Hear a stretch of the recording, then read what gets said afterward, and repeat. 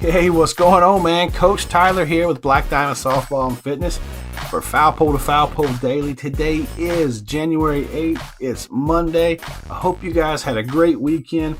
It was a little bit wet down here in Conway, South Carolina on Saturday. Had a bunch of lessons on Sunday. Hit with a lot of girls. I think I was out there at the ball field for about 8 hours. So a lot of fun. A lot of different girls coming out there. It was good to be out there. It was warm, so had a lot of balls to pick up this Sunday. So a little bit sore, but always good. We have our high school tryouts are starting up. I think early part of next month is when most of the teams around here are going to be running their tryouts. So high school season is just about upon us, and that means that the collegiate softball season is just upon us. I think we are right around 30 days or so. I'm seeing some schools like 32 days out, 34 days out, something like that. So, man, I cannot wait. About the middle of February is when we get going. Everybody be in full swing in the middle of February. We're talking about the Mary Nutter. We're talking about Clearwater. Man, I can't wait. There's going to be so much to talk about when everything gets going. So stay tuned for that. But today I wanted to get into big organizations versus small organizations versus standalone teams. And I kind of want to hit it from an angle of there's not one way or one right way to do it. There's not one way's better than another way. It's not a one-size-fits-all type thing. So if you are a standalone team, maybe you're like a 14U team and, you're local, you're not a part of an organization. There's nothing wrong with that. You're not setting yourself up for failure. You're not behind the power curve or anything like that.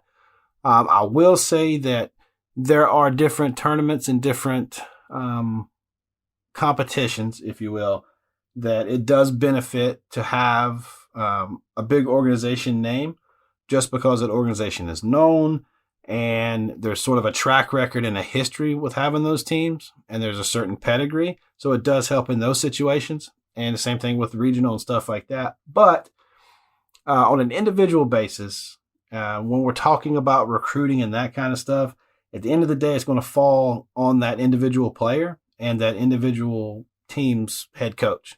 That coach has got to have some relationships, got to have a network, talk to the right people, and the players got to go to camps, got to shoot emails, got to keep up with their social media and stuff like that. It's their journey. It does benefit you in a lot of ways to be a part of a big organization because there's a lot of resources there. You'll have an organization that maybe has an online school that has, hitting and fielding and coaching and pitching and that kind of stuff, which is great. They can have a recruiting advisory board. They can have a merchandise store. They can have gear. They can have discounts. There's a lot of different things that make being in a big organization attractive. And then you have the regional organizations too that are, good. They do great things on a local regional level, maybe, a few states. And those are the camps that they go to. Those are the universities that kids attend. And that's awesome. So it's not a one size fit all type of thing where if you're not in a big organization, you're not going to go D1 or D2 or D3. You could be in a standalone team and make it to those levels. Comes down to individual, comes down to personality, it comes down to pedigree, it comes down to work ethic. There's a lot of different things that the individual athlete has to do. And, just because you'll see athletes that play on these or in these national level organizations doesn't mean that they're a shoe-in for Division II or Division I. Doesn't work like that. So there are benefits and then there's drawbacks. One of the biggest myths is the smaller teams or the younger teams in big organizations pay for the older teams. I'm in a big organization. I can tell you that doesn't happen in the one that I'm in. I can't speak for all the big ones, but at least the one I'm in has over 200 teams in it nationwide. My team doesn't pay for any other team. We do our own recruiting. We figure out what uniform set we want to wear. We get it from our team store. And as far as tournaments we play in, as far as our scheduling, our practices and stuff like that, that's left up to us and our individual team. So we have like our own individual brand within a bigger, larger brand. So I don't know what other teams do, but I can at least speak on that part of it. Now, with these smaller organizations or teams or clusters of teams that fall under the same banner, they all wear the same name. Those are the ones that are doing it the right way on the local scene. And that's where I think the sport has grown the most as far as numbers go. As rec ball kind of falls away, which I love rec ball, wish rec ball was still as popular as it was 10 or 15 years ago. And I understand why it's not. I get it. But these local teams that are getting cranked up, these local teams that are forming organizations, that's the meat and potatoes of that first initial existence into travel ball. Like that, they learn from that. They learn, what they want to do, and they learn from their mistakes. They learn from things that they don't want to do. At that first, your first couple of travel teams. Now, there are a bunch of people out there that might only have one, and that's who they stayed with, and this and that, and it's awesome. But then there's others out there that learn from it, and then they move on. And if you're one of those players or one of those coaches that's in a smaller organization that's regional, kudos to you, man, because that's what the sport's all about. You're learning and growing in that community, that sense of community. And I love that because it reminds me of rec ball. It reminds me of playing for your high school.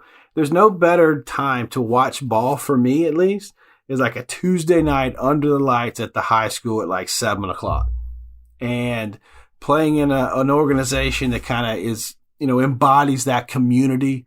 I got some buddies up in Virginia, Top Hand Storm. And I talk about them before. Y'all have heard me talk about them. And it's community. It's us versus the world. There's big organizations all around them. And they develop talent. They get talent that wants to be a part of them. They don't have a ton of teams. They've actually got more teams now than they've ever had. And it's just cool to see something like that grow. And they have baseball too. And it's not just softball and baseball. They've got other things. They got gymnastics and they got cheer, and they got a bunch of cool stuff going on up there. And I love telling their story. I love talking about them because I wish there was more pockets like that throughout the country. And there could be, and I just don't know about it. I got a buddy of mine. We went to high school together years ago. I'm not going to tell you how many years ago because I don't want to give away her age. But Ashley Sanders, she played ball in high school, and she had some kids that are involved in softball. She decided that her daughter actually wants this competition, so she's like, you know what? We need to chase this competition, and this is what we're going to do. So when she was 8, there wasn't a whole bunch of teams around. So she was trying to figure out, she's like, you know what? I'm just going to start my own squad here. So she started a team. It started with just one team.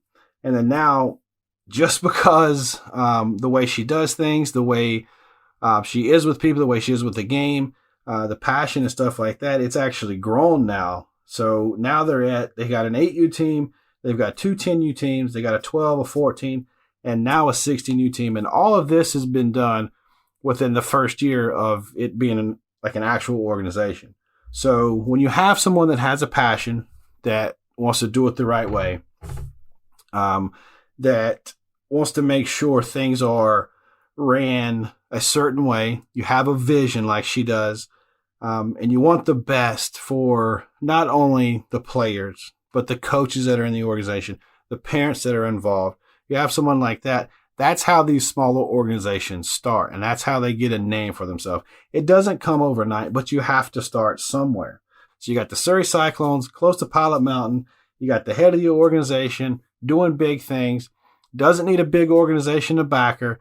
Doesn't need to pay a whole bunch of money to do this and to do that. They can stay local. They can stay in the community and continue to grow organically. And then before you know it, one of these days, you're going to see a little girl playing in college ball, wherever she ends up landing. And she's going to be like, you know what? I played with the Surrey Cyclones. That's where I came from. I didn't play with the Bat Busters. I didn't play with the Bombers. I didn't play with the Firecrackers. I didn't play with the Aces.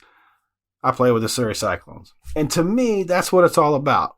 So if you're in a situation like that, if you're in a team, if you're coaching, or if you're playing, or you got a kid that plays there and you're a parent, hey, the local, regional travel ball teams can do it just as good as the big time powerhouse organizations. Because, believe it or not, 20 years ago, 15 years ago, 25 years ago, these big national powerhouse organizations were a small regional team or a small regional couple of teams.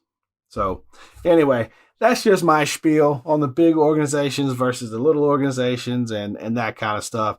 Shout out to Ashley and the Surrey Cyclones. I wish you guys nothing but the best. Also, Top Hand, you guys know I love you. Elliot, Sean, man, Jason, Josh, all you guys up there. Love what you guys are doing with Top Hand. Wish you guys nothing but the best. If you guys get a chance, follow them on social media. Check out the Surrey Cyclones. Give Ashley a shout out.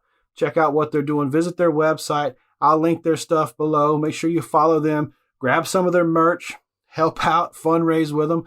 Buy something. Buy a hat. Get a sticker. Get a keychain. Check them out. Show them some support. Because who knows, one day you could be cheering one of their players on in the pro game. Who knows? All right, that's going to do it for me. I'm going to jump out of here. I hope you guys have a good rest of your Monday. If you haven't yet, please check out the YouTube channel. Check us out on Facebook. If you know somebody that might like this type of stuff, please share it. And if you share it with a friend, be sure to tell them you love them.